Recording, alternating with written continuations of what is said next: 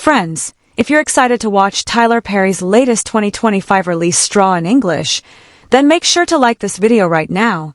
It really helps support the channel.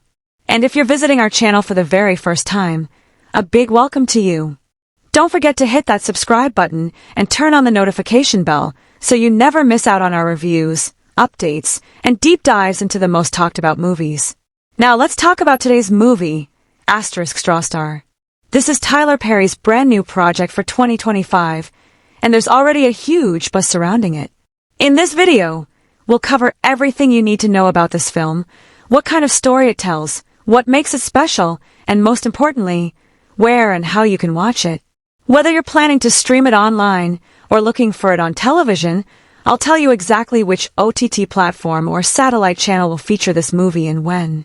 We're also going to explore the entire journey of this film, from the early stages of pre-production all the way to post-production. I'll be sharing detailed insights into the technical department, including the cinematography, editing style, and sound design. We'll also take a look at the music department and talk about who's behind the soundtrack and how it adds to the overall mood of the movie. Plus, if you're curious about the behind-the-scenes process, we'll talk about where the film was shot, how long the filming took, what challenges the crew faced, and the kind of planning that went into making this movie happen. And yes, we'll also talk about the numbers. I'll tell you all about the movie's budget, the promotional strategy, and how much it's expected to, or already has, earned at the box office. Whether you're into movie making or just a curious fan, this part will definitely interest you. Coming to the story itself, I'll give you a small but meaningful review of the plot without giving away any major spoilers. I'll explain what kind of genre this movie falls into, what themes it explores, and what kind of emotional or dramatic experience you can expect as a viewer. We'll also go through the main storyline to give you a sense of what the film is really about. After that, we'll shine a spotlight on the star cast. I'll introduce you to all the actors involved in the movie, talk about the characters they play, and break down their performances. Whether it's a lead role or a supporting one, we'll see who stands out, who brings the emotional weight, and how each actor contributes to the overall impact of the movie. Finally, I've got some fascinating facts and trivia about the film, things you probably didn't know but will definitely find interesting. Maybe it's something surprising about the script, a fun fact about the cast, or an unexpected twist that happened during production. So friends, there's a lot to uncover in today's video, and I promise you won't want to miss any of it. That's why I strongly recommend you watch this video all the way to the end. Whether you're a Tyler Perry fan, a movie buff, or someone just looking for something great to watch, this video is packed with everything you need to know about Straw. So without further delay, let's dive straight into it. Alright friends, let's really get into the story of Straw, because this is where Tyler Perry proves once again that he's not afraid to take storytelling into raw, unpredictable, and emotionally complex territory. This isn't a film that hands you a neat setup and a tidy resolution. Instead, Perry invites you into a story that breathes, pauses, stumbles, and explodes, all on its own terms. From the very first frame, you can feel there's something simmering just beneath the surface, and the way it slowly starts to bubble over is what makes this narrative so gripping. We begin not with a grand entrance or some dramatic monologue, but with a quiet, unsettling return. Laverne steps off a bus in her childhood town, dusty roads, quiet houses, and a sense that the place hasn't changed in years, even if she has. You're not told much. There's no voiceover explaining her backstory. Perry just lets the silence and the way people look at her tell the story. The cashier at the gas station hesitates. Her aunt doesn't offer a warm hug. Her old home, still standing, looks more like a haunted shell than a welcoming memory. Right from the jump, the film is asking a question without saying it out loud. Why is she back? And whatever the answer is, it's not going to be easy. The story unfolds like a memory, unreliable, layered, and emotionally loaded. It doesn't move in a straight line. One moment, you're in the present, watching Laverne try to navigate awkward family dinners and small-town gossip. The next, you're suddenly in a memory, flashes of a teenage argument, a secret meeting by the river, a tearful goodbye on a stormy night. But these flashbacks aren't clean. They don't announce themselves. They slip in and out without warning, like old ghosts interrupting the present. Sometimes it's even hard to tell what's real and what's imagined, And that's exactly the point. This story is about trauma, about regret, and how the past has a way of bleeding into every corner of the now. As we move through the first act, we learn that Laverne isn't just back to visit.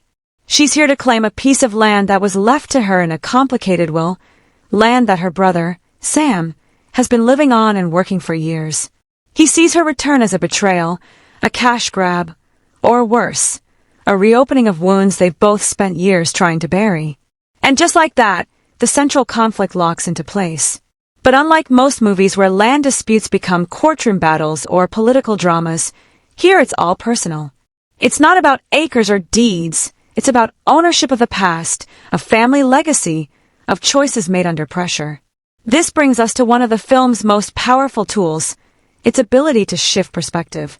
At first, you see everything through Laverne's eyes. She's the outsider, the one trying to reclaim a piece of her past. But then, little by little, Perry shifts the camera, emotionally speaking, and lets you see Sam's side. His loneliness, his sacrifices, his quiet anger that no one ever recognized the life he gave up to stay behind. It's not about choosing sides, it's about feeling the weight both of them carry. And that balance, that's what gives Straw its emotional punch. Now let's talk about the turning points, because this movie doesn't rely on cheap drama. When the big shifts happen, they hit hard because they're earned. One key moment comes when Laverne visits the old church where her mother used to sing. She finds it abandoned, covered in dust, but in that silence, a memory explodes to the surface. Through overlapping flashbacks, we see a moment from her past she's been trying to suppress, a confrontation with her father that changed the course of her life. This moment doesn't just explain her absence, it redefines her entire character. It's like Perry is saying, "You thought you knew this woman? Watch again." Later, there's an unforgettable scene between Laverne and her niece Tish, a sharp, curious teenager who's caught in the middle of the family tension. Tish is struggling with her own choices. Should she stay in this dead-end town, or chase a future no one around her seems to believe in? Their conversation on a late summer night, sitting on a back porch with only the sound of cicadas, becomes a mirror across generations. Laverne sees herself in Tish, and Tish, unknowingly, becomes the catalyst for Laverne's final decision. And here's the best part. The film doesn't build to a loud, overly dramatic climax. There's no shouting match that fixes everything, no judge's gavel slamming down. Instead, Perry lets it all unfold in the quiet spaces, in glances, silences, and words not said. The resolution comes in the form of a moment so still, you might miss it if you're not paying attention. A letter left on a table. A hug that takes too long to happen. A hand on a doorknob that hesitates, then lets go. These choices make the story feel real. Not movie real, but life real. What Perry is doing here is experimenting not just with structure, but with emotional pacing.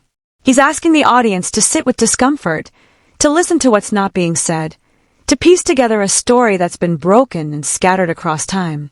Straw doesn't just show you conflict, it immerses you in it, makes you feel the exhaustion, the longing, and the hope that maybe, just maybe, people can find a way back to each other even after years of silence. By the end, the story hasn't wrapped everything up with a bow. But it doesn't need to. Because what Perry has crafted isn't a plot, it's a full-bodied, slow-burning emotional experience. One that lives with you long after the credits roll. And that's what makes Straw so unforgettable. Let's talk about the heart and soul of Straw, the characters. Because wow, Tyler Perry did not come to play when it comes to crafting layered, living, breathing people who feel like they've been walking around long before the movie started and will keep living long after it ends. These characters don't just serve the plot, they are the plot. Their choices, their scars, their buried secrets, and unfinished conversations are what drive the story forward like a slow-moving storm you know is going to break. At the center is Laverne. And let me tell you, she's not your typical main character. She's guarded, observant, tough on the outside but constantly suppressing something deeper, like she's learned that survival in this world comes from saying less and feeling even less. But it's not because she's cold. It's because she's been burned. Badly. Laverne is a woman shaped by abandonment, regret, and silence. Every move she makes feels calculated, but not in a manipulative way, in a self-protective, I've been hurt before kind of way. As the movie progresses, you start to peel back those layers. You realize she didn't just run from this town years ago, she ran from a version of herself she couldn't live with. Watching her come back and face all the things she left behind isn't just satisfying, it's emotional warfare. She doesn't explode with emotion. She implodes. And the power of that performance is in the restraint. You can see her character arc play out in tiny gestures. A pause, a sharp inhale, the way she folds a letter before throwing it in a drawer. It's slow, subtle growth, but by the end, you know she's not the same woman who stepped off that bus in the first scene. Then we have Sam, her brother, who might be one of the most frustrating and sympathetic characters in the film. Sam is stubborn, stuck, and brimming with resentment. At first glance, he looks like the antagonist, the one who's trying to keep Laverne from reclaiming her part of the family's land. But then Perry starts showing us why he's so angry. He's the one who stayed. He's the one who took care of their father when no one else would. He sacrificed, settled, and suffered quietly. And now, here comes Laverne, trying to stake a claim to a life he feels she abandoned. Sam doesn't get a redemption arc tied up with a ribbon, but he does get depth. And that's what makes his character so compelling. His conversations with Laverne are like emotional boxing matches. No one wins, but both walk away bruised and more honest than before. Now let's talk about Tish. Oh, Tish. She's the kind of character who sneaks up on you. At first, you think she's just a side character, the curious niece who asks too many questions and doesn't quite fit in with the rest of the family. But as the story unfolds, you start to realize she's the mirror. Tish is a younger reflection of Laverne, standing at a crossroads and unsure which way to go.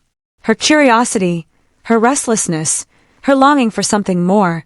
She's a spark in a story full of people still smoldering from old fires. Her arc is subtle, but it's important. She starts off as someone who watches quietly from the sidelines, but by the end, she's making decisions for herself, challenging the silence that has shaped her family, and asking questions no one else dares to ask. There's also Aunt Odella, who seems like she was born with secrets in her bones. She's a kind of character who speaks in riddles and half-truths, but you can tell she knows everything. She's not the emotional center of the film, but she's like the hidden engine, the one who's seen it all and chosen to stay quiet until the time is right. Every time she's on screen, you get the sense that she's watching from a higher emotional altitude. Her relationship with Laverne is especially fascinating. It's not warm, not exactly, but it's filled with a kind of unspoken understanding. They're women from different generations who have both learned that strength often comes with silence, but also that silence can be a prison. And then there's the town itself, which might as well be a character too. It's a place where everyone knows your name, your history, and every bad decision you ever made. The relationships between the characters and the community around them are loaded with judgment, memory, and sometimes quiet support. Perry doesn't paint the town as a villain or a hero, it's just there looming, constantly reminding the characters of who they were and making it really, really hard to become someone new. What's incredible about Straw is how every character feels lived in. No one exists just to fill space. Even minor characters, like the old neighbor who stops by with cornbread or the high school teacher who still remembers Laverne's name, feel real. They each add a layer to the film's emotional texture. Every conversation carries weight. Every glance means something.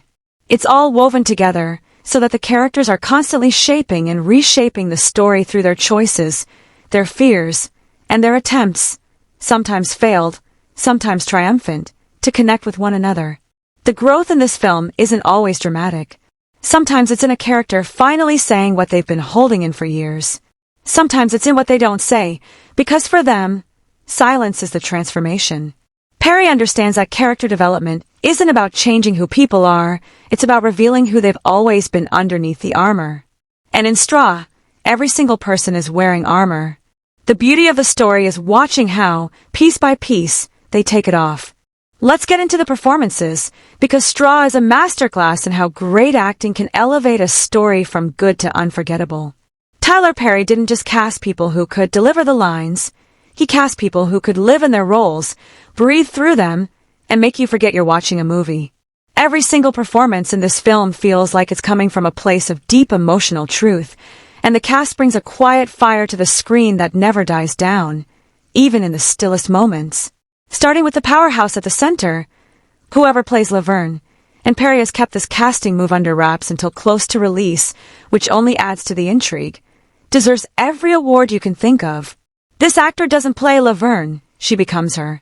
There's something so hypnotic about how she holds herself. Rigid posture, cautious eyes, like someone who's spent her entire life preparing for the next emotional hit. But then come the cracks. And oh, how beautifully she lets them show. There's a scene where she reads an old letter left behind by her mother, and it's almost silent. No dramatic music, no tears, just this flicker of something breaking behind her eyes. It's not loud, but it hits you right in the chest. This is acting that speaks in whispers, and still somehow echoes in your mind hours later. Now let's talk about Sam. The actor playing Laverne's brother is delivering a performance that's rough, raw, and deeply human. He's got that energy of a man who's been holding everything in for way too long, and now it's starting to spill out in the worst ways. He's stubborn, frustrating, and sometimes straight up unlikable, but you get him. The actor never begs for sympathy, but he earns it anyway. His scenes with Laverne are electric, full of history and pain. There's a dinner table moment between the two where they say almost nothing, but it's the way they look at each other that speaks volumes. You can see the whole childhood trauma saga in their glances. These two actors create a sibling dynamic that's not just believable, it feels painfully real, like they've lived with each other's ghosts for years. Tish, played by an up-and-coming actress whose name is about to blow up in a big way, steals every scene she's in. She brings this perfect mix of youthful defiance and aching vulnerability. There's one monologue where she talks about feeling stuck in the town, watching her dreams shrink smaller every day, and she delivers it with so much truth it doesn't feel like acting. It feels like confession. You completely believe that she's at a crossroads in her life, and you feel the weight of every decision she might make. She doesn't have the biggest role, but what she does with her screen time is unforgettable. It's the kind of performance that makes you sit up and go, "Wait, who is that?" Then there's Aunt Odella. The actress in this role has been around, one of those character actors who's never been flashy but always delivers. And here, she's like a slow-burning candle. She says so much with so little. She'll walk into a scene, say a line with just the slightest tilt of her head or a long pause before a word, and suddenly the whole emotional temperature of the room shifts. She's the keeper of generational secrets, and she plays that role with quiet strength and a kind of weary wisdom. You don't get big emotional breakdowns from her, you get hard truths delivered in soft voices. And it's perfect. Even the supporting characters, the nosy neighbor, the local preacher, the old flame who still works at the gas station, are played by actors who feel like they've lived in that town for years. There's no sense of acting here. No one is putting on a show. Everyone is just being, and it makes the entire world of the film feel real, grounded, and alive. These aren't background characters, they're part of the emotional fabric, each bringing their own little storm to the atmosphere. And what's really special about the performances in Straw is how much emotion the actors convey in silence. Tyler Perry gives his cast space to breathe. He doesn't rush scenes, doesn't cut away too quickly. He lets the camera linger, lets the pauses sit, and the actors use that silence. There's as much power in the way someone grips a coffee mug or hesitates before knocking on a door as there is in the dialogue. That's not easy to pull off. That's the kind of work that comes from actors who understand their characters down to the marrow. You feel every ounce of bitterness, longing, shame, and love through the cast's performances. It's a full-bodied emotional experience, one where the acting doesn't just support the story, it is the story. The cast doesn't just make you care about these characters, they make you feel like you know them. Like you've sat at their table, argued in their kitchen, cried on their porch. And in the end, you don't just remember their performances, you remember them. Now let's talk about the one pulling all the strings behind the curtain, Mr. Tyler Perry himself. And listen, if you thought you already knew what a Tyler Perry movie looks and feels like, Straw is here to throw every expectation out the window and then quietly nail the landing while you're still catching your breath. This isn't Perry working off formula. This is Perry operating in full command of mood, tone, and narrative rhythm, crafting something that feels raw, restrained, and incredibly personal. His direction doesn't shout, it hums. And somehow, that's even more powerful. From the very first frame, you can feel Perry's fingerprints on every inch of the film's atmosphere. He sets the tone with this haunting quiet, long, wide shots of dusty roads, empty fields, half-finished houses that seem frozen in time. There's a stillness to the way the camera moves. It's patient, like the town itself. Perry doesn't rush a single scene, and the pacing becomes part of the emotional weight. The silence between characters? That's not filler, it's storytelling. It forces you to lean in, to pay attention to what's not being said. That's Perry's magic trick here. He turns discomfort into tension, and lets the characters marinate in it. And the mood? Oh, the mood. It's thick, like summer heat that never quite breaks. There's a constant sense that something is about to erupt, but Perry holds back just enough to keep you on edge. He creates this low, smoldering energy throughout the film, where even the most mundane moments, someone peeling an apple, a child riding past on a bike, a dog barking in the distance, feel layered with subtext. Every frame is telling you something, even if you can't put your finger on it right away. It's like he's building a story not just with dialogue and plot, but with texture, rhythm, and space. One of the most striking directorial choices in Straw is Perry's use of light and shadow. There are scenes that feel lit entirely by golden hour, the kind of warm, dying light that makes everything look beautiful but slightly sad. It gives the film a nostalgic glow, as if the past is always one step away from the present. But then, when emotions boil over or secrets start to crack through the surface, the lighting shifts. Suddenly it's harsh, cold, stark. He uses contrast not just for aesthetic, but for emotion. You don't need the characters to say how they feel, you see it in the way the scene is lit. Shot composition is another area where Perry flexes, but he does it quietly. He loves framing his characters in doorways, through windows, across long tables, like they're always one decision away from stepping out of something or back into it. He plays with space to show emotional distance. Two characters may be sitting in the same room, but you feel a canyon between them because of how they're placed in the frame. Sometimes he'll hold a shot for just a few beats too long, not to be artistic for the sake of it, but because those few seconds let the emotion land. And that control over time and image, that's what gives Straw its deep, immersive feel. What's especially bold about Perry's direction in this film is how he trusts the audience. He doesn't over-explain. He doesn't rush to resolve tension. He doesn't spoon-feed backstory. Instead, he lets you discover the story alongside the characters. It's a slow-burn approach, but it never drags because the emotional stakes are always simmering just below the surface. Perry's confidence in holding back, in letting things breathe, is what makes the film so rich. He knows exactly when to zoom in, when to pull back, when to let a silence stretch, and when to break it with a single devastating line. And the way Perry handles the transitions between past and present, smooth like butter. No gimmicky fades, no 10 years ago title cards. The memories just bleed into the present like they never left. One moment Laverne is staring at the church's broken stained glass window, and the next you're watching her as a teenager, sitting in that same pew. It's seamless, emotional time travel, and it shows how the past is never really past in this world. Perry doesn't separate memory from reality. He lets them coexist, overlap, haunt.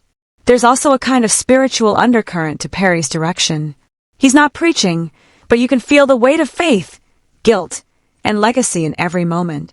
The film's quiet reverence, its reflective tone, its sense that every choice echoes beyond the individual, that's not accidental. Perry builds a space where the characters feel not just watched by the audience, but judged by their past, their family, their God. And that pressure, that unspoken expectation, adds a whole other dimension to how the story unfolds. Even the smallest decisions in the film, how long a door stays open, how slowly a character walks down a hallway, how often a certain piece of music comes back, feel intentional. It's not flashy filmmaking. It's focused, restrained, deeply felt. Perry's direction in Straw is a study in how to do more with less. He doesn't rely on spectacle or melodrama. He digs into the marrow of these characters and lets their pain, their choices, and their silences do all the heavy lifting. By the time you're deep into the film, you're not just watching a story, you're sitting inside someone's emotional memory. That's what Perry creates. Not just a movie, an experience shaped by tone, shadow, stillness, and truth. And you don't walk away from Straw thinking about camera angles or scene transitions. You walk away feeling something you can't shake. That's direction with purpose. That's storytelling that lingers. Let's talk about the real visual poetry of Straw, the cinematography. Because wow, this film doesn't just look good, it feels like a memory soaked in sepia and sweat. You know that moment just before a thunderstorm hits, when the sky goes a strange yellow and everything feels too still. That's the vibe this movie captures in almost every frame. The camera doesn't just show you what's happening, it tells you how to feel. It whispers, it lingers, it confronts, and sometimes it just watches from the shadows while the story unfolds like a slow-burning secret. The cinematographer, who clearly woke up every morning on set and decided to shoot with soul, uses natural light like a paintbrush. There are scenes where the light is so perfectly golden, you'd swear you could smell dust and honeysuckle in the air. It's not polished or glossy. It's honest. It has texture, a warm, imperfect kind of beauty. Mornings in Straw feel hazy, like the past is creeping back in with the sunrise. Afternoons are dry, wide and lonely. Nights are deep and full of secrets, lit with just enough moonlight to show what needs to be seen, and hide what doesn't. One of the film's signatures is how it uses framing to tell the emotional truth of a scene. Take Laverne, for example. Whenever she's feeling trapped, overwhelmed, or haunted by her past, the camera pulls back. It puts her in wide, lonely frames, like she's just a small figure swallowed up by the world around her. Sometimes she's framed by doorways or seen through cracked windows, making you feel like you're spying on her grief, like it's too private to fully enter. But then, when she finally opens up or confronts something painful, the camera moves in, slowly, deliberately, until you're right there in her emotional space. You feel her heartbeat in those close-ups, and not a word has to be spoken. Then there's the town itself, this sleepy southern backdrop that becomes almost a character in its own right. The cinematography makes every street corner, porch swing, and empty lot feel loaded with history. The camera glides down dusty roads, pauses on rusted fences, lingers on peeling paint. Not because it's pretty, but because these places matter. They've seen things. They've held secrets. You can practically feel the heat coming off the pavement, the slow crawl of time through every quiet corner. It's not just scenery, it's emotional geography. Let's not forget how the camera plays with shadows. This is a film where what you don't see is just as powerful as what you do. In some of the most emotionally charged scenes, the cinematographer lets darkness creep in, not to hide things, but to highlight them. A single lamp in a room might throw a character's face into half shadow, suggesting they're caught between past and present, guilt and redemption. There's one scene where two characters argue in a hallway, and you can barely see their faces, but the tension is blazing, because the cinematography turns the hallway into a pressure cooker, tight and dim and full of unresolved emotion. It's not showy, it's felt. Movement is another huge part of the visual language here. The camera doesn't whip around or bounce. It moves like memory, slow, cautious, sometimes drifting, sometimes frozen. In a key flashback, the camera follows a young Laverne from behind as she walks through her childhood home, and the long take is so intimate, so fluid, it feels like you're right there with her, stepping into a past that refuses to stay buried. That kind of camera work doesn't just show the story, it immerses you in it. You're not watching through a lens. You're moving through someone's life. And the close-ups, my goodness, the close-ups. There's something sacred about the way the camera treats the characters' faces. It doesn't rush. It just looks, gently but unflinchingly. You see the flicker of doubt in someone's eyes before they speak. You catch the twitch of a lip as someone holds back tears. The cinematography gives space for emotion to bloom right on the skin. And it never feels forced. It feels earned. Like the camera is waiting for the truth to rise up naturally, and when it does, it captures it with grace. There are also these little visual moments that just hit you sideways, like the image of a rocking chair swaying on its own after a tense argument, or the reflection of a character's face in a cracked mirror, broken but still looking back. These aren't just pretty shots. They mean something. They add texture to the emotional fabric of the film. They stay with you. They haunt. And here's the real kicker, this cinematography doesn't scream, "Look at me." It whispers, "Feel this." It's not about flashy visuals or gimmicky tricks. It's about emotional resonance. It builds tension when it needs to. It lets beauty shine in quiet places. It creates intimacy, distance, claustrophobia, nostalgia, all without saying a word. The way this film looks is completely tied to the way it feels, and that's what makes the cinematography in Straw not just good, but unforgettable. Let's dive into something that most people don't think about until it goes wrong, the editing and pacing. But in Straw, the editing is like a quiet puppeteer, gently tugging the strings of time and rhythm without ever showing its hand. It doesn't draw attention to itself, but oh, does it shape the ride. It's the invisible engine that keeps the emotions simmering, the tension building, and the whole story breathing like a living thing. You don't watch Straw and think, wow, slick cuts. You feel Straw and think, why does my chest feel heavy and my heart so full? That's the editor working behind the curtain and working brilliantly. This film doesn't follow the cut every 2 seconds trend. Nope. It takes its time, and the edits are thoughtful, not flashy.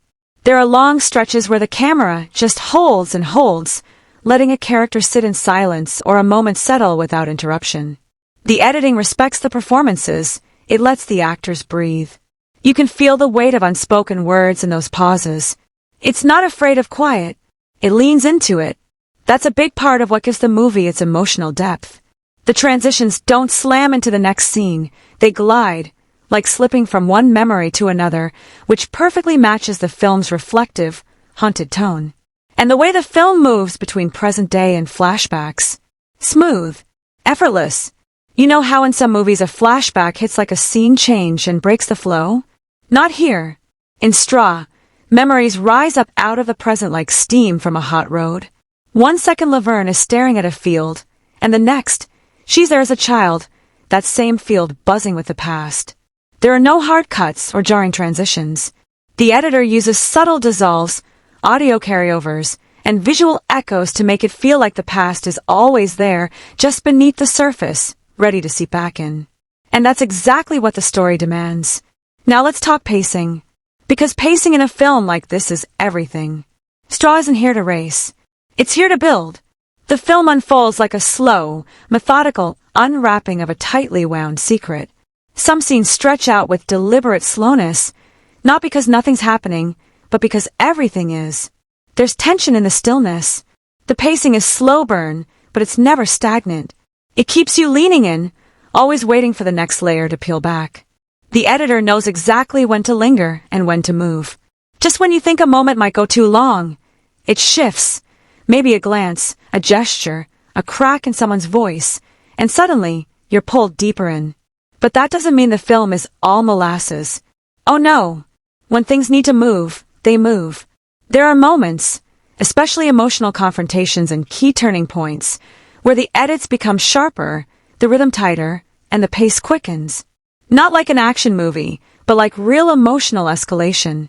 The scenes know when to breathe and when to tighten. It's like a well-played piece of music.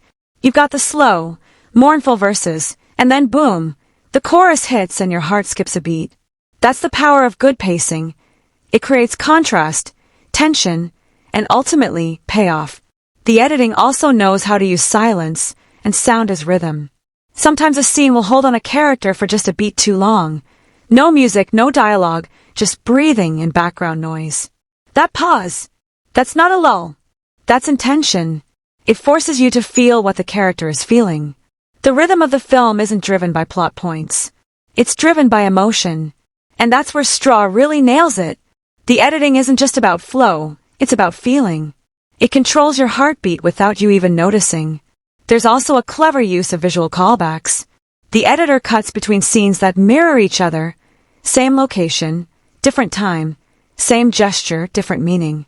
You'll see a character sit down on the front porch in the past, and then, 30 minutes later, that same spot is empty in the present, the absence saying more than any line of dialogue could.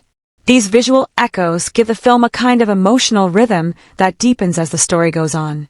It's editing as storytelling, not just stitching scenes together but layering them. In the final act, when all the emotional weight starts to crack open, the editing shifts again. The pace picks up, but not chaotically. It's controlled. It's like the film knows it can finally let the emotions flood in because you've earned it. The sequences become shorter, tighter, more urgent, and the emotional impact hits like a wave. By the end, the editing has taken you on a full journey from slow, aching reflection to cathartic release. It's all carefully measured and deeply human. So when you think about the emotional ride Straw takes you on, that roller coaster of tension, memory, and feeling, the editor is the one, silently building that track beneath your feet, adjusting speed and rhythm like a conductor. You don't see the cuts, you feel the movement. And that's when you know the editing's done its job, and done it with real artistry. If the soul of Straw lives in its story and characters, then the heartbeat, the thing that makes that soul come alive, is its music. This soundtrack doesn't just sit politely in the background, waiting to be noticed. It breathes with the film. It sighs. It pulses. Sometimes it whispers. And sometimes it absolutely hollers without raising the volume. From the very first note, the music in Straw tells you exactly where you are and exactly how you should feel, even if you can't put it into words. It's warm, it's haunted, it's southern, it's aching, and most importantly, it feels lived in. We're not talking about big, brassy orchestral swells here. Straw knows better than that. The score is intimate. It's textured. You get twangy guitars that don't try to be flashy. They hum like distant memories. You hear soft piano notes that land like raindrops on dusty ground. There's the occasional mournful fiddle that just cuts right through you, not with drama, but with deep unspoken grief. The music doesn't come in to lead your emotions by the hand. It just shows up, sits down next to you, and lets the moment settle. And then there's the silence. Oh yes, silence is used like a weapon in this film. Or better yet, like a prayer. The decision to not use music in certain moments, that's what gives the score its real power. When a scene is so emotionally raw that even one note would feel like too much, the film just holds still. And that silence isn't empty. It's full of tension, or heartbreak, or anticipation. It's the kind of silence that makes you sit up and listen harder. It's the kind of silence that demands your attention. And when the music does return, it hits harder because you've missed it. You feel it. Now let's talk motifs, those little musical phrases that sneak in and out of scenes like ghosts. There's a theme tied to Laverne, soft and melodic, but it always carries a kind of weight. It starts off delicate, almost unsure of itself. But as the film progresses and her arc deepens, the theme evolves too. By the time it resurfaces in the third act, it's the same notes, but now they're heavier, wiser. It's like watching someone learn how to carry their past without being crushed by it, and the music mirrors that perfectly. It doesn't change who she is. It just deepens our understanding of her. There are also little instrumental choices that make the music feel hand-stitched to the world of Straw. A slide guitar will weep its way through a transition. A gospel hum will slip in behind a quiet conversation. A barely there harmonica will echo during a long walk down a dirt road. These sounds aren't just pretty, they're specific. They belong to this place, this story, these characters. The score doesn't feel like it was written in a studio. It feels like it was found in an attic, inside an old wooden box with someone's name carved into it. Then there are the needle drops, songs from old records or dusty jukeboxes that come in like memory bombs. They're not overused, just one or two at key moments. But when they hit, they hit. A scratchy soul track plays during a dance in the kitchen, turning a small moment of joy into something magical. An old blues tune kicks in during a car ride, filling the silence between two characters with history and longing. The music choices feel like they come from the characters themselves, like they're part of the emotional architecture of the film. But the real genius of a score is how it stays humble. It never tries to overshadow the scene. It doesn't scream, "Feel this now." Instead, it leans in and says, "I'm right here with you." It enhances without intruding. It supports without controlling. You might not remember every single cue or melody after the movie ends, but you'll remember how the music felt. You'll remember how it wrapped around a scene like a warm blanket, or cut through it like a cold wind. You'll remember how a single note made a tear fall faster, or how the absence of sound made your heart pound louder. This is the kind of soundtrack that doesn't just accompany a film, it belongs to it. You couldn't lift it out and drop it into another movie. It wouldn't work. Because this score knows the story. It knows the characters. It knows the land they walk on, the weight they carry, and the love they can't always speak out loud. And so it speaks for them with aching honesty and quiet strength. That's the magic of the music in Straw. It doesn't try to be a star. It just makes everything around it shine deeper. Let's peel back the layers and get to the heart of what Straw is really about, because beneath the dust and drama, this film is packed with themes and messages that sneak up on you like a slow-burning fire. It doesn't slap you in the face with a moral or hand you a neat little lesson. Nope. It invites you in, lets you sit with the questions, the discomfort, and the complexity.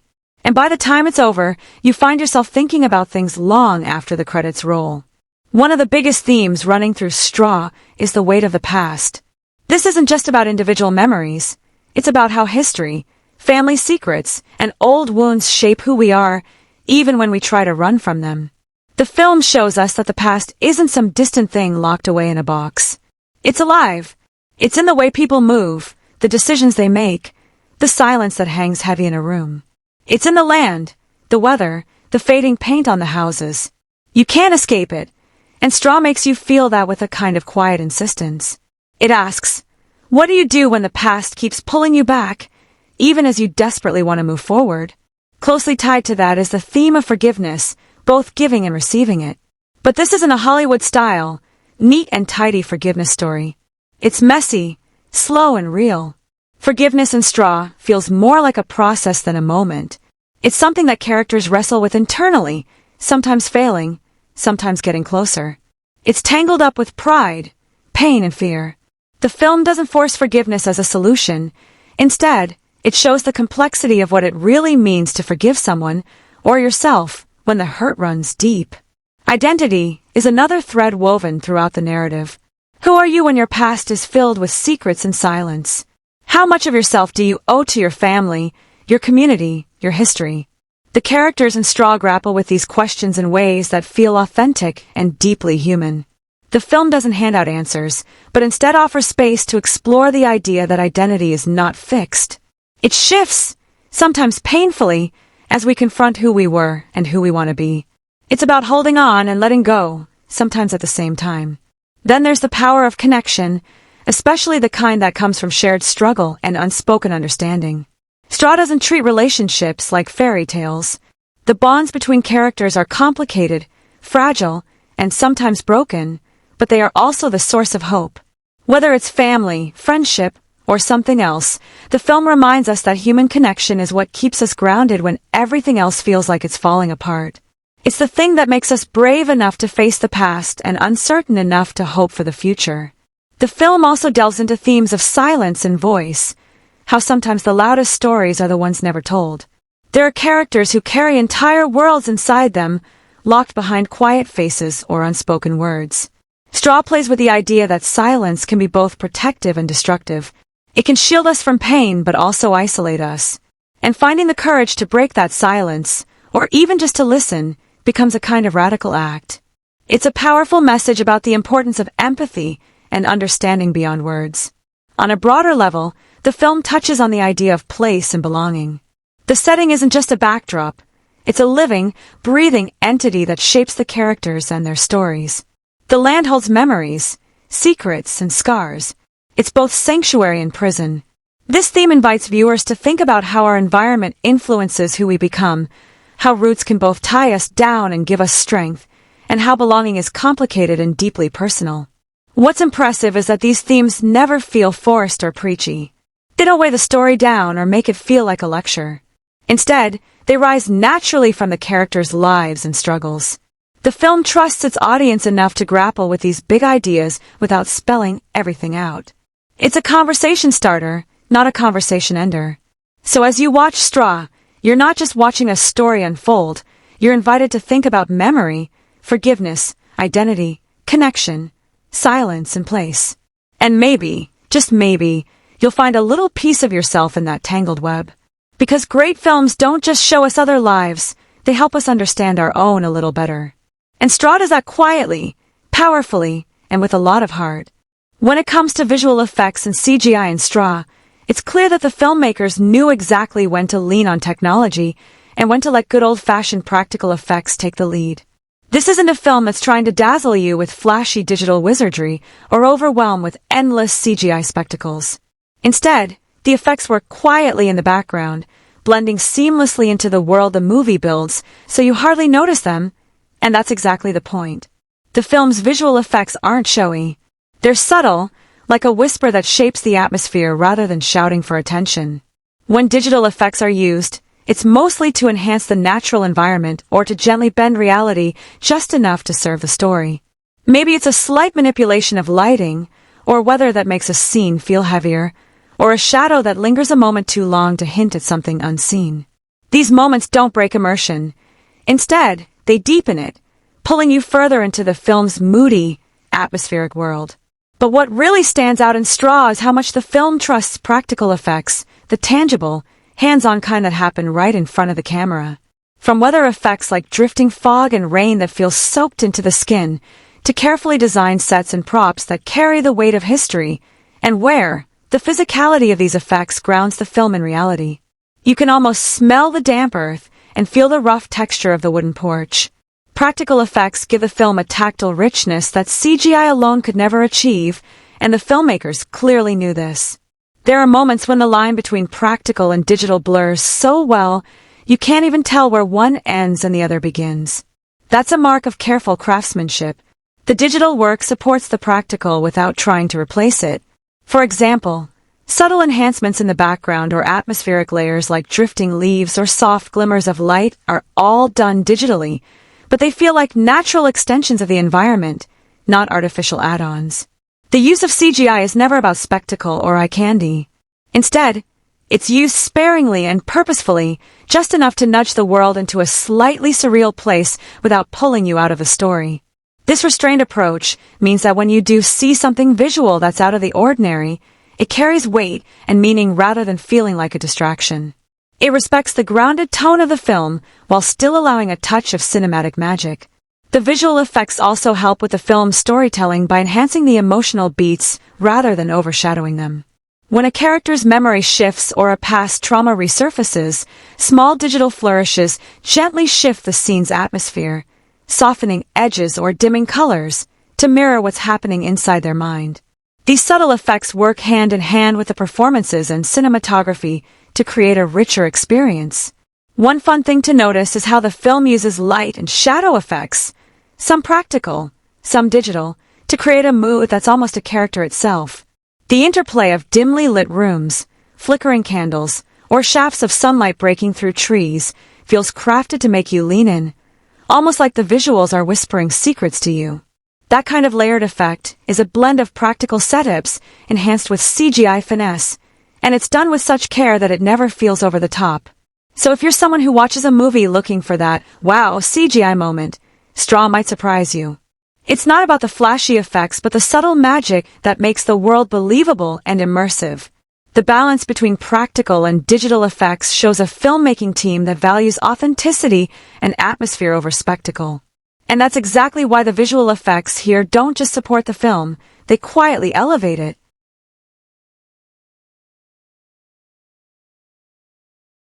Step into the world of Straw, and you'll immediately feel that this isn't just any backdrop slapped onto a set. It's a living, breathing place with its own stories etched into every crack and creak. The set design and locations do more than just fill the frame. They anchor the story, making every scene feel like it's unfolding somewhere real, somewhere you could almost reach out and touch. There's a tactile authenticity here that pulls you in from the very first moment. The production design is meticulous in the way it uses everyday objects to tell a bigger story. It's the worn wooden floors that have seen decades of footsteps, the faded wallpaper peeling just enough to hint at long-forgotten memories, the dusty shelves cluttered with keepsakes that speak volumes about who lives here and what they've been through. Every prop feels like it belongs exactly where it is, carefully chosen to add layers of meaning without ever calling attention to itself. A broken clock here, a cracked mirror there, they're not just set dressing, they're silent storytellers. Locations in Straw aren't just pretty places to shoot, they're integral to the film's emotional core. The film moves through small-town streets that feel like they carry the weight of generations, through sprawling fields where silence hangs heavy, through cramped interiors that trap characters with their own histories. Each location adds a texture to the story, whether it's the oppressive heat of a southern afternoon or the quiet intimacy of a late-night kitchen conversation. The spaces feel charged with atmosphere. What's fascinating is how the film uses contrast in its settings to reflect the inner lives of its characters. Open, Sun-drenched fields suggest freedom but also isolation, while cramped, shadow-filled rooms hint at secrets and confinement. The way the camera lingers on these spaces makes you notice things you might otherwise miss: a cracked window letting in a sliver of light, a rusted fence barely holding back encroaching weeds.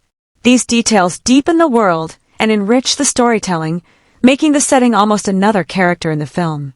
The film's locations have a kind of timeless quality. They're specific enough to feel rooted in place and culture, but not so overtly modern or trendy that they date the story. This careful balance helps the narrative feel universal, like it could be happening in any small town with its own set of histories and struggles. The settings carry echoes of past stories, which fit perfectly with the film's themes of memory and identity. One thing that really stands out is how natural the locations feel on camera. There's no forced "this is a movie set" vibe here. Instead, the film embraces imperfections, the chipped paint, the uneven ground, the flickering neon signs as part of its charm. These imperfections make the world feel lived in, real, and richly textured. They remind you that the story isn't glossy or polished, it's raw and honest. The interiors also deserve a shout-out. The way rooms are arranged, decorated, and lit gives you a glimpse into the characters' personalities and histories without a single word spoken. You can tell who belongs where, and where someone feels out of place, just by looking around. A cluttered kitchen table becomes a battleground of memories. A quiet bedroom becomes a sanctuary or a prison. The set design uses space not just physically but emotionally. The film also uses outdoor locations beautifully to contrast with the enclosed interiors. Wide shots of the countryside or small town streets give a story breathing room, while also emphasizing the character's isolation or longing. There's a poetic rhythm to the way the film moves between these spaces, which helps carry the emotional flow of the story. In short, Straw, as set design and locations don't just create a backdrop, they build a world you can step into, feel, and understand. They tell stories in silence, set moods without music, and shape the characters as much as any line of dialogue. Watching this film, you're not just seeing a story unfold, you're walking through a place that holds its own secrets, its own memories, its own life. And that's what makes the visual world of Straw so compelling and unforgettable. Talking about the dialogue and script in Straw is like opening a treasure chest full of moments that feel both utterly real and carefully crafted. This isn't one of those films where the words just fill the space or sound like they were pulled from a generic script. Every line carries weight. Sometimes it's sharp, sometimes it's tender, and often it's layered with meaning you don't catch until you sit with it for a moment. The dialogue feels natural, like you're overhearing real conversations happening in kitchens, on porches, or along dusty streets. There's an honesty to the way characters speak to each other, the pauses, the unfinished sentences, the way they skirt around difficult topics without dodging them completely. It's in these silences and half-spoken truths where the script really shines, showing that sometimes what's left unsaid is just as powerful as the words themselves. What's refreshing is that the film doesn't try to be overly poetic or dramatic with the dialogue. Instead, it finds beauty in simplicity, everyday language that carries emotional depth. There are moments when the characters' words hit you unexpectedly, packing an emotional punch that feels earned, not forced. Whether it's a quiet confession or a sharp exchange, the writing never feels exaggerated or out of place. The script also knows how to balance humor and heaviness without missing a beat. There are bits of dry wit and subtle humor sprinkled throughout that lighten the mood just enough, making the characters feel fully human. This balance keeps the story engaging and relatable, giving audiences those moments to breathe amid the tension and drama. The humor feels organic, often emerging naturally from the characters' personalities and their interactions, rather than feeling tacked on. Some standout lines really stick with you because they capture the film's themes or a character's essence in just a few words. These moments are like tiny windows into the soul of the story, giving insight or sparking reflection. Whether it's a line about the weight of memory, the complexity of family, or the courage to face the past, these phrases linger in your mind long after the scene ends. The script also excels at creating tension through dialogue, not just with big confrontations but with small, everyday moments loaded with unspoken meaning. The way characters talk around each other, avoid direct answers, or say something that seems simple but carries layers beneath, makes watching their interactions feel like peeling an onion. Each exchange reveals a little more about the relationships and the emotional stakes. What's fascinating is how the dialogue helps shape the characters without needing long monologues or exposition. You learn who they are, what they want, and what they fear through the way they speak and listen. The script trusts the audience to read between the lines, making the experience more immersive and rewarding. And even when the film deals with heavy themes, the writing never feels preachy or on the nose.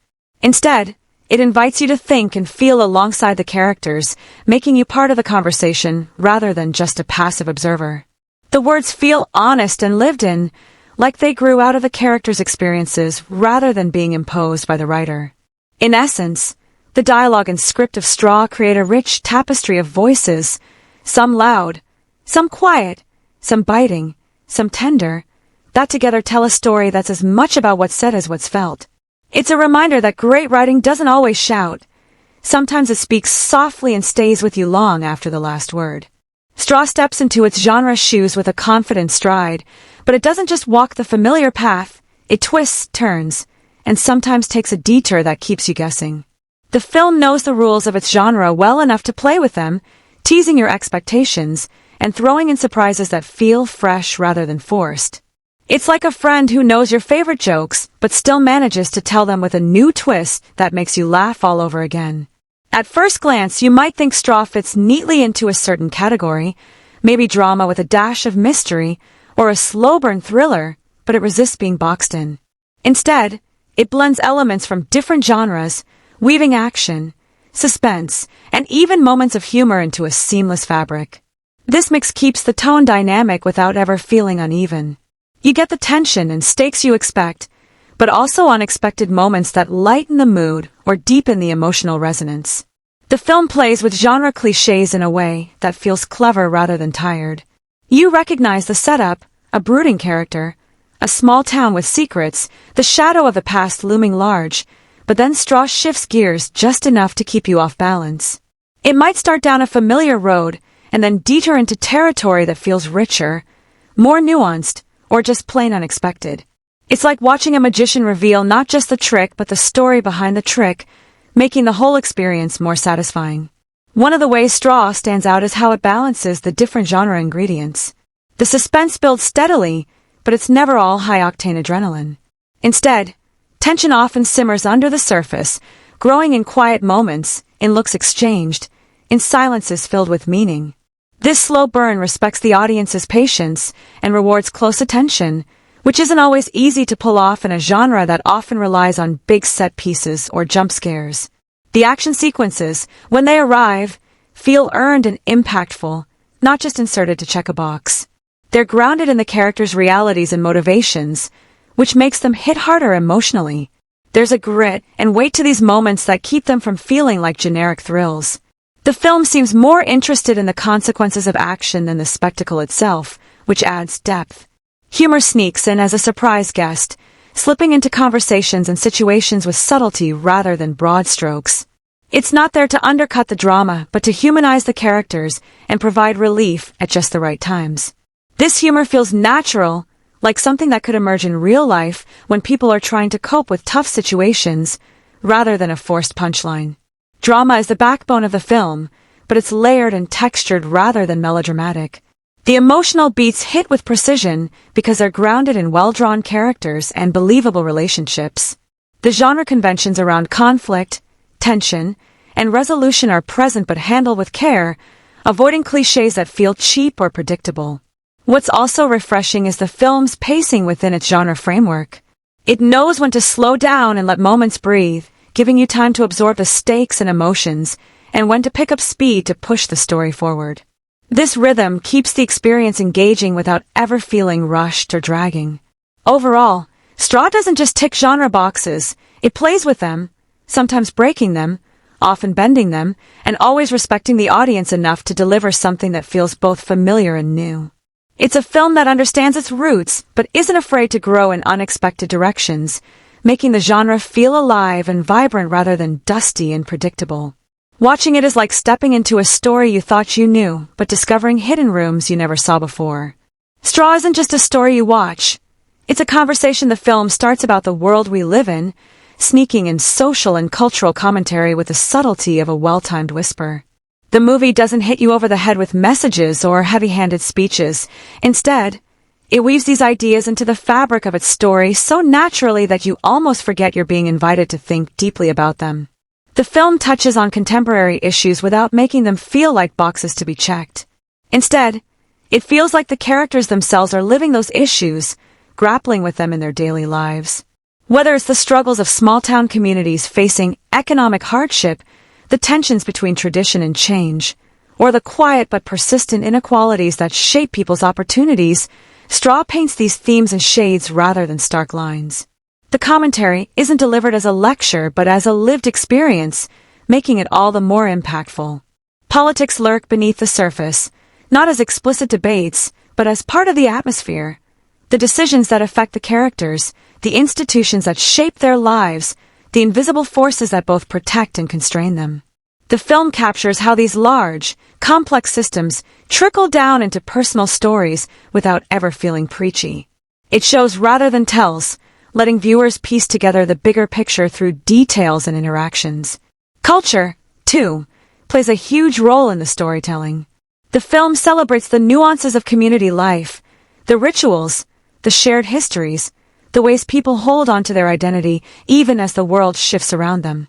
It explores the push and pull between holding on and letting go, capturing the bittersweet nature of change.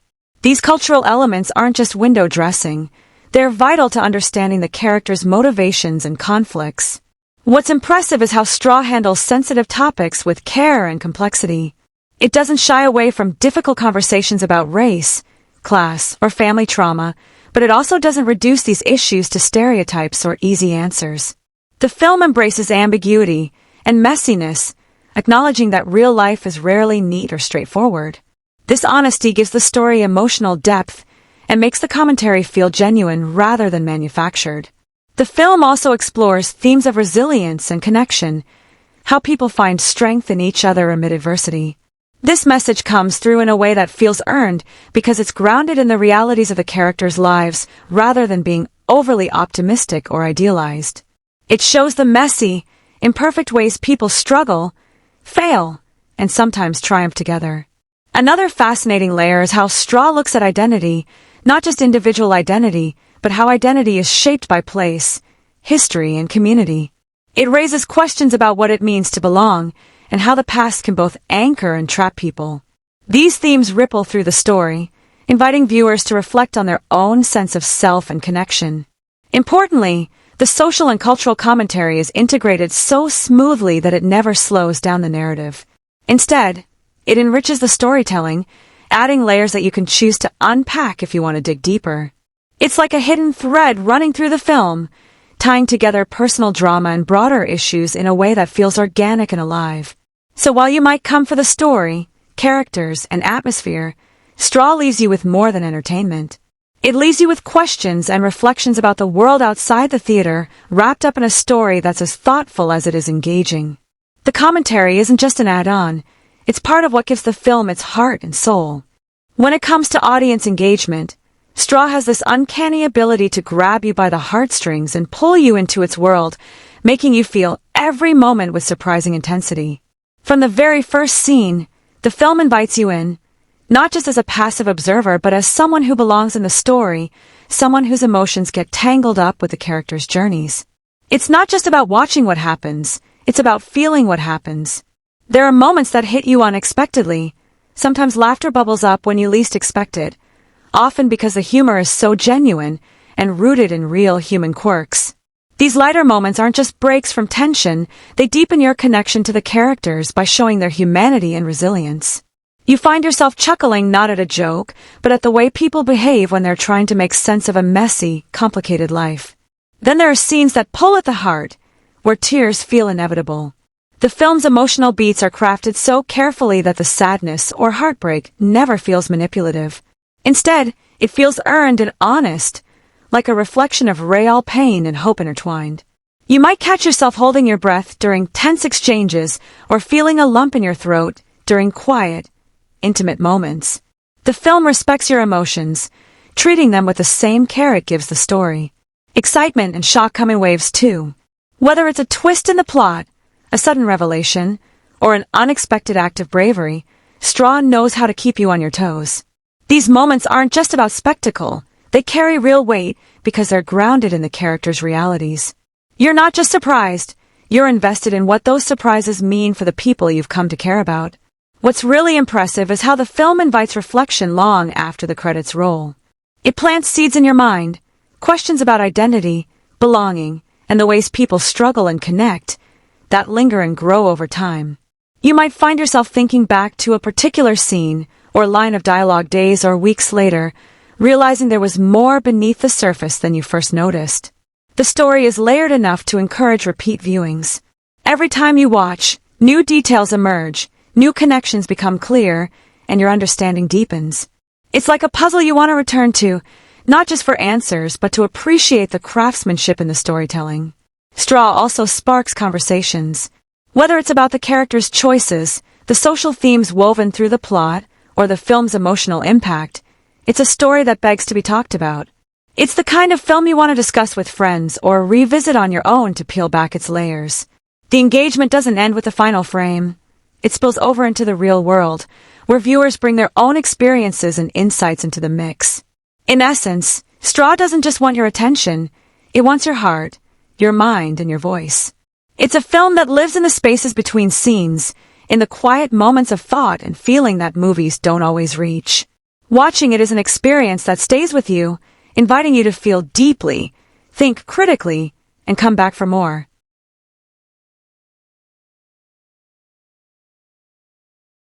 When you start stacking Straw next to other films in its genre, or the director Tyler Perry's body of work, it's like spotting both familiar landmarks and surprising detours on a well-traveled road.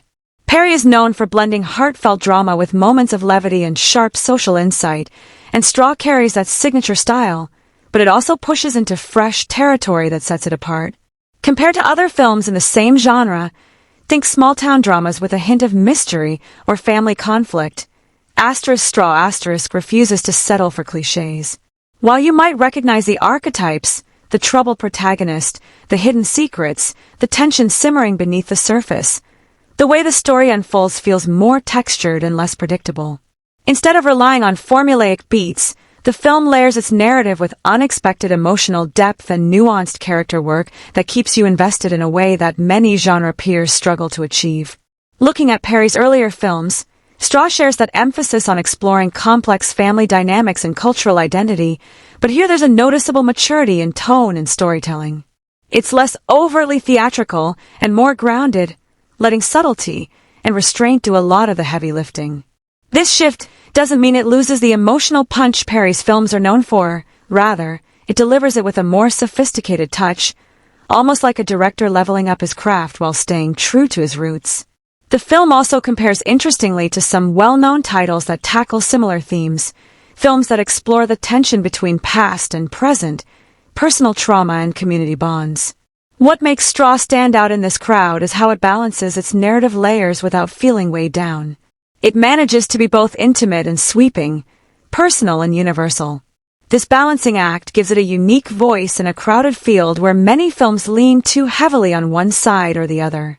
In terms of pacing and mood, Straw doesn't rush to fit into the typical mold of genre flicks that might prioritize plot twists or high drama at every turn. Instead, it carves out space for quiet moments and character-driven scenes that feel just as essential to the story as any big reveal. This approach sets it apart from other films that sometimes sacrifice depth for pace or spectacle. Technically, it also feels like a step forward compared to some of Perry's previous works. There's more polish in the cinematography, a sharper eye for visual storytelling, and a more nuanced script that allows characters to breathe and evolve naturally. It's like watching an artist explore new brushstrokes while still painting with familiar colors. When you think about the landscape of recent films that juggle similar themes of identity, family, and community, Straw doesn't just follow trends. It contributes its own flavor, with a voice that's distinctly Perry's but also distinctly its own. It's a film that nods respectfully to its influences while confidently staking out new ground.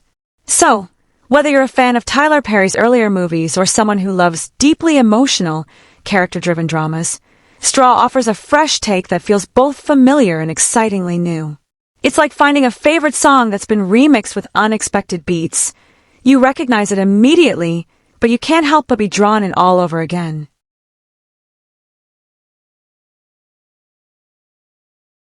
Straw isn't just a story laid out on the surface. It's like a treasure map filled with hidden symbols and metaphors that invite you to look closer and think deeper. As you watch, you start noticing little details that at first seem incidental: a lingering shot on a weathered object, a repeated phrase, a color that pops up again and again, and suddenly those details start to feel like keys unlocking richer layers of meaning. One of the most striking motifs is the idea of the straw itself. It shows up in subtle ways throughout the film, almost like a quiet reminder of fragility and resilience all rolled into one. Straw might seem flimsy, easily broken, but it's also a building material, something people have used for centuries to create shelter, to protect and sustain. This duality mirrors the characters' lives. They may feel vulnerable and fragile in the face of their struggles, but they also have this incredible ability to endure, to build something lasting out of difficult circumstances. Visual cues work their magic too. The film often frames characters against natural backdrops: fields, weathered barns, open skies, which serve as metaphors for freedom and confinement at the same time. The vastness of the landscape suggests possibility and escape, yet the worn, cracked surfaces hint at history, burdens, and the inescapable ties to one's roots. These juxtapositions enrich the narrative without needing words. Colors play their own silent role. The muted earth tones throughout the film feel intentional, grounding the story in a raw, organic reality. But when brighter colors appear, maybe a flash of red or a sudden burst of green, it signals emotional shifts or moments of revelation. It's as if the film is whispering to you, "Pay attention here, this isn't just decoration, it's part of the story's heartbeat." Dialogue sometimes echoes the symbolism too. Characters talk about carrying weight or finding shelter, phrases that resonate beyond their literal meaning. These recurring verbal motifs connect the personal struggles of the characters to larger, universal themes of survival, hope, and the search for belonging. Even the way time is depicted can feel symbolic. The film's pacing, with moments that stretch out almost dreamlike, encourages viewers to linger in memories or emotions, suggesting that the past isn't just history, it's a living, breathing presence shaping every choice and relationship. There's also a metaphorical layering in the relationships themselves. They aren't just about individuals connecting or clashing. They represent broader ideas about trust, forgiveness, and the complex dance between holding on and letting go. The push and pull scene in these interactions feels like a metaphor for the film's bigger questions about identity and transformation. What's brilliant about Straw is that these symbols and metaphors aren't heavy-handed or obvious. They don't interrupt the story or demand your attention with flashing neon signs. Instead, they quietly weave through the visuals, dialogue, and pacing, enhancing the emotional and thematic impact in a way that rewards viewers who are willing to dig beneath the surface. Watching Straw with an eye for symbolism turns the experience into a kind of treasure hunt, each scene offering a clue, each detail a hint that there's more going on than meets the eye. It's like the film is saying, look closer, listen carefully, and you'll find meaning in the smallest things. This layering not only deepens your connection to the story, but also makes revisiting the film feel like discovering new gems hidden in plain sight. Straw isn't just a standalone story. It feels like a fresh chapter in a larger conversation about the kinds of stories Tyler Perry has been telling over the years, but it also stands on its own with a unique voice.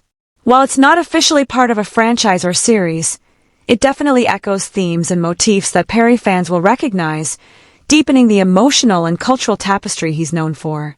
If you think about Perry's previous films and plays, many of them explore family, identity, and the challenges faced by communities grappling with change and tradition.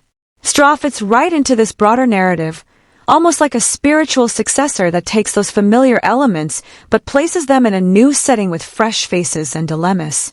It's like watching an old friend grow and evolve over time. There's comfort in the familiarity, but also excitement in the new directions. What's interesting is how Straw adds layers of nuance to Perry's ongoing exploration of African American life and culture. Instead of retreading the same ground, the film digs deeper into the quiet moments, the unspoken tensions, and the complex interplay between past and present. It's less about big dramatic gestures and more about the subtleties that make people and communities tick. This makes it feel like part of a larger historical context, reflecting ongoing social realities rather than a fixed, nostalgic snapshot. Speaking of historical context, even though Straw isn't a period piece, it still feels deeply rooted in history, both personal and collective. The settings, the community dynamics, and the characters' struggles carry echoes of generations before them. The film taps into a kind of living history, where the past isn't locked away in textbooks but breathes through traditions, memories, and the everyday lives of people. This approach makes the story feel timeless and relevant, as if it's both looking back and looking forward at the same time. The way the film portrays its world feels immersive and authentic, as if the filmmakers did their homework not just on facts but on the emotional truth of a time and place. This authenticity helps the audience feel like they're stepping into a real community, not just watching a constructed set. The details, the dialect, the customs, the landscape, all work together to create a vivid, believable backdrop that enriches the narrative. In comparison to other historical or culturally focused films, Straw doesn't aim for grand historical spectacle, but instead invites you into the intimate moments that history is made of. It's like zooming in on a single thread in a vast tapestry and realizing how much that thread carries in terms of meaning and connection. So, while Straw might not be part of a formal franchise or an epic historical saga, it's deeply connected to both Tyler Perry's ongoing storytelling journey and a larger historical and cultural conversation. It feels like a bridge between past and present, familiar and new, personal and universal, all wrapped up in a film that invites you to see and feel the world through a fresh lens.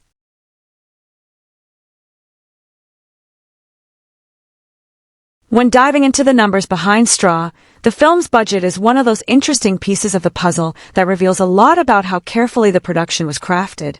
Unlike some blockbuster movies that throw around eye-popping budgets, Straw plays it smart, using its resources thoughtfully to create a polished, high-quality film without breaking the bank. The production value you see on screen, from the detailed set designs to the crisp cinematography and authentic performances, shows that the filmmakers really knew how to stretch their budget to make every dollar count. It's a reminder that a big budget doesn't always equal big impact. Sometimes creativity and precision are the real MVPs behind the scenes.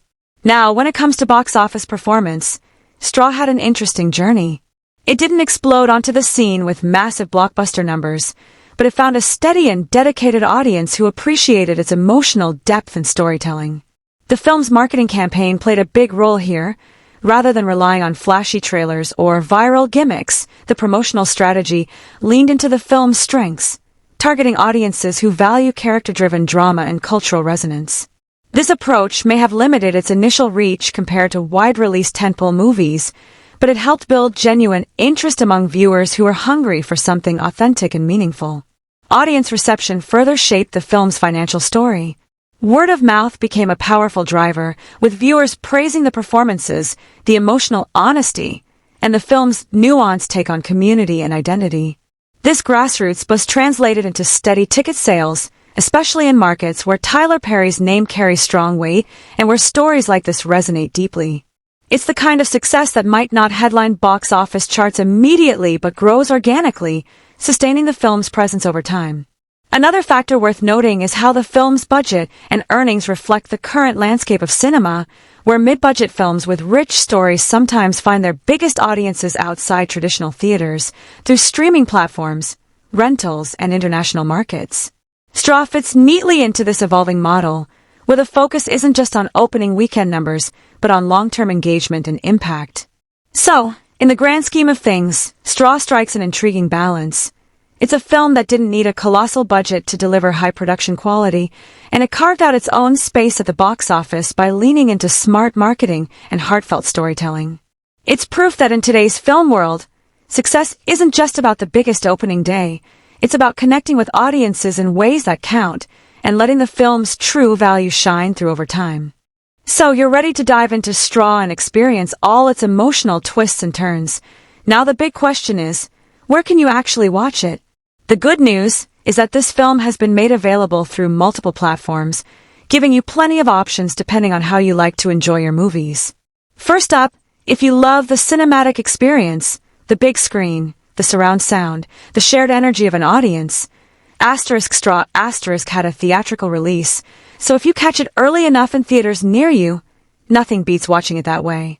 The visuals and sound design really come alive on the big screen, making those intimate moments and sweeping landscapes feel even more immersive.